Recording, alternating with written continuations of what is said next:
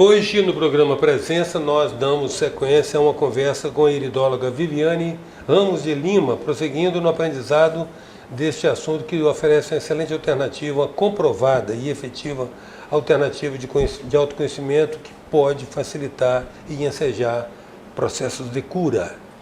Viviane, mudou, né? Mudou a abordagem da iridologia, do conhecimento convencional que se tinha, de que você faz um estudo de toda a íris para identificar num sistema de quadrante, como se fosse um relógio, a localização do... Hoje você está falando muito na pupila, ou seja, hoje a abordagem da íris é mais centrada na pupila, então. Isso, é na orla pupilar interna, porque é ali que vai me dar toda a informação que eu preciso daquela pessoa que está sentada na minha frente. Ali também tem os feixes de terminações nervosas dos órgãos? Em toda a orla? Isso, em toda a orla pupilar ela tem.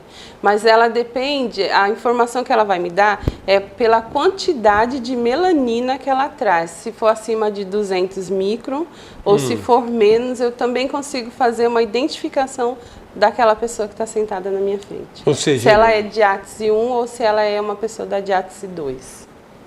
Tá, então pela quantidade de melanina. Isso, que ela traz na orla pupilar interna. Ou seja, pode ter de mais ou pode ter de menos. Isso mesmo. E pode estar faltando também, pode não ter nada também. Aí são casos que mais graves? Isso, aí já são um caso em que a pessoa ela tem uma síndrome metabólica ou ela está totalmente desadaptável. Então, o terreno biológico dela está muito sujeito a ter uma patologia muito mais séria. Porque aí já começa a faltar minerais, óleos, elemento importantíssimo no corpo dela. E faz diferença a orla pupilar interna do olho direito e do olho esquerdo? Sim, por quê? Porque no olho direito nós temos a terminação dos órgãos direito. E no olho esquerdo nós temos a terminação dos órgãos esquerdo também, que é coração, baço, né? Os rins fica dos dois lados, né? Da íris. O fígado fica do lado direito. O pulmão a gente consegue ver nos dois, porque o olho ele faz um espelho. Então a gente consegue ver. Os que são duplos você consegue dos dois lados. Isso, senão exatamente. Pela localização. Exatamente. Então o que existe exatamente no olho esquerdo? Você tem o quê? Coração? Eu tenho coração, baço, pulmão. Né? Eu tenho a parte estrutural todinha. E eu tenho os rins e na íris esquerda, na íris direita também tenho, né? Só que aí na íris direita eu já tenho fígado, vesícula biliar, já consigo ver, pulmão, porque tem dos dois lados. Se o órgão for extirpado, a terminação nervosa continua ali. Continua lá. O cérebro ele não entende se foi tirado ou não. Sim. Lá continua. A terminação nervosa. E essa configuração da íris muda, se altera com o tempo, com o passar dos anos? A orla pupilar da pessoa não muda. Ela nasceu ou com a 1 ou com a 2, não muda. O que vai mudar nela são as marcas e sinais que ela vai trazer ao longo da vida. Sim. Isso muda, né? Em função de doenças, de patologias que estiver, de experiências, traumas. Exatamente. E como é que você cria... Antigamente existia aquela leitura de uma escola que fazia uma iridologia psicocomportamental, outra orgânica. Você fala que no seu caso a sua abordagem trata das duas. Das duas. Então você identifica, por exemplo, comportamentos através da leitura da íris. Sim. Se ele é uma pessoa de uma diátese 1, né? De uma orla pupilar interna 1, então eu sei que o órgão de choque dele geralmente é o fígado.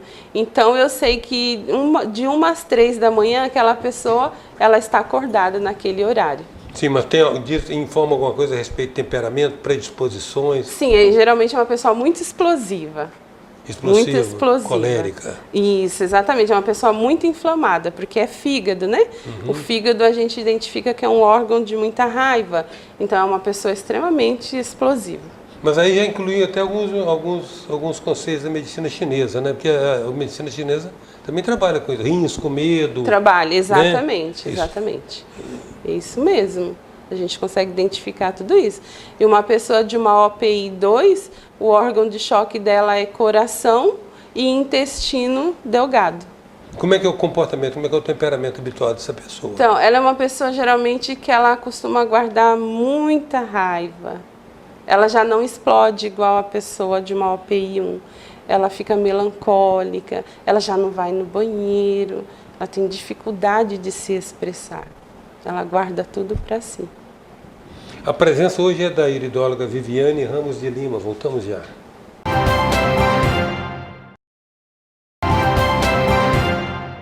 Voltamos com a presença da iridóloga Viviane Ramos de Lima.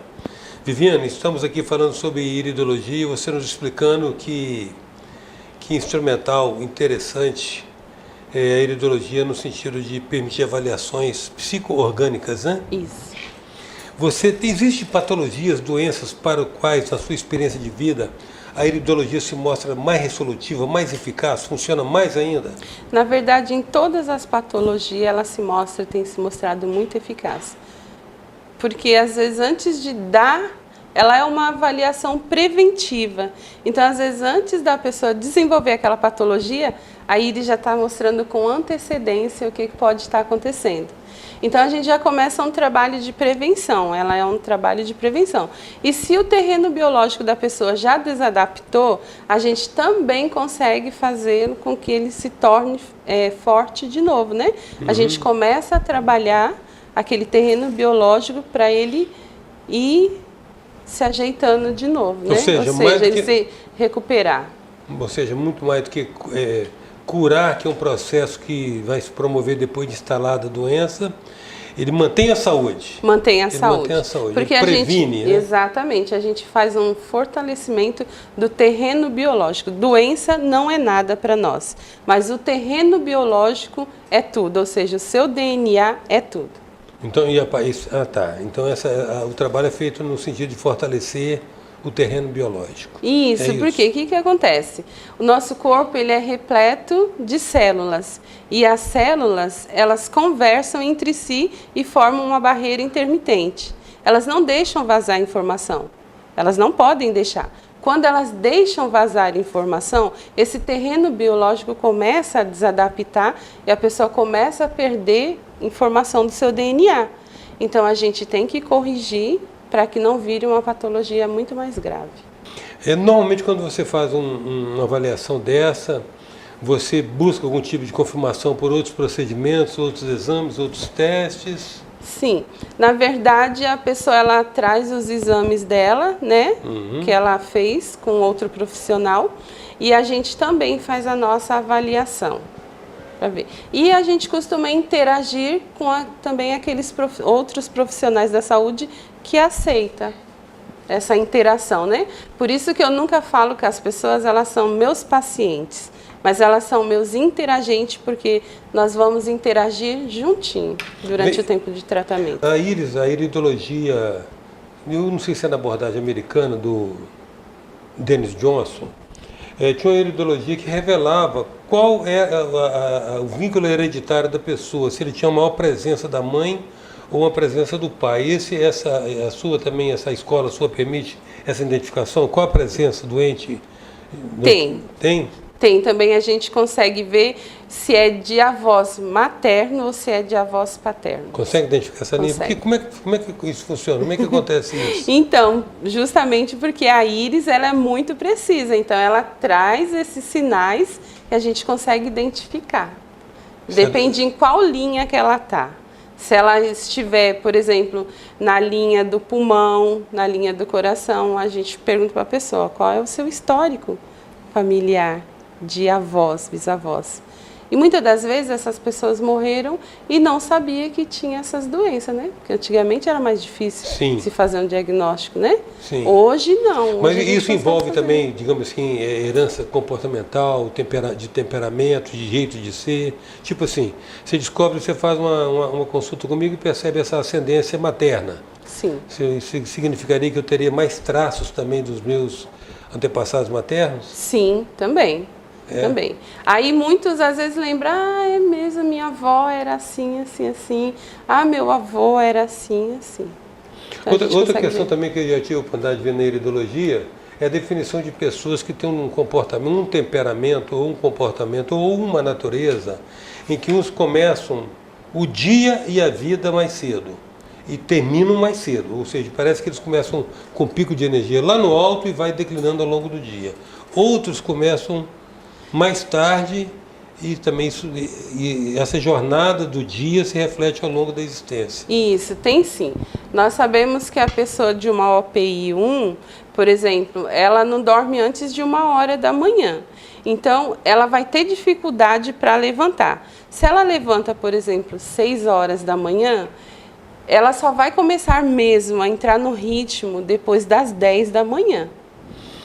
E a pessoa de uma OPI 2, ela dorme 10h30, porque ela é uma pessoa muito metódica, e lá pelas 6 ela levanta, porém 9 horas da manhã, entre 9 e 8, ela tem um pico de energia.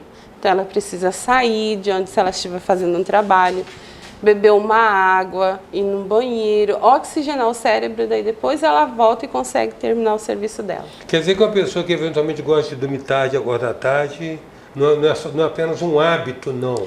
Não, tem tudo a ver com a íris. Tem tudo a ver com a informação que ela traz na íris.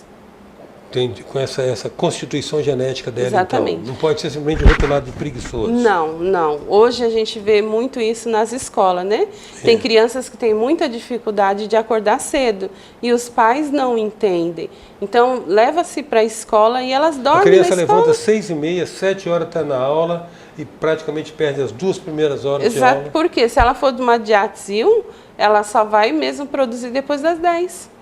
E tem aquele que é de uma OPI 2, aquela criança que ela senta e levanta e senta, e ela vai apontar o lápis, e ela tem que beber água, e às vezes o professor não entende que ela precisa fazer aquilo ali para o cérebro dela oxigenar e ela conseguir sentar e se concentrar no serviço, ali na escola e fazer o trabalhinho dela. Essas características que você está falando de OPI 1, OPI 2, elas já nascem assim, as pessoas não migram de um lado para o outro. Você falou que migra da OPI 1 para 3. Da OPI 1 ela pode ir para 3. E aí ela já tem um comportamento distônico. Então ela guarda a chave, não sabe onde guardou. Ela começa a ter um cansaço crônico excessivo. Ela começa a desenvolver muitos problemas de varizes, porque começa a dar muita má circulação, principalmente nas pernas, né? O retorno venoso. Você está atendendo aonde, Viviane? Eu atendo agora no Runa, em Vila Velha. Fica onde o Runa? No Instituto Runa, ele fica no Shopping da Terra, em Vila Velha. Tá. Eu agradeço, Viviane, muito sua presença aqui. Bacana o trabalho que você desenvolve. Muito obrigada. Estamos à disposição. A presença hoje da iridóloga Viviane Ramos de Lima. Até já.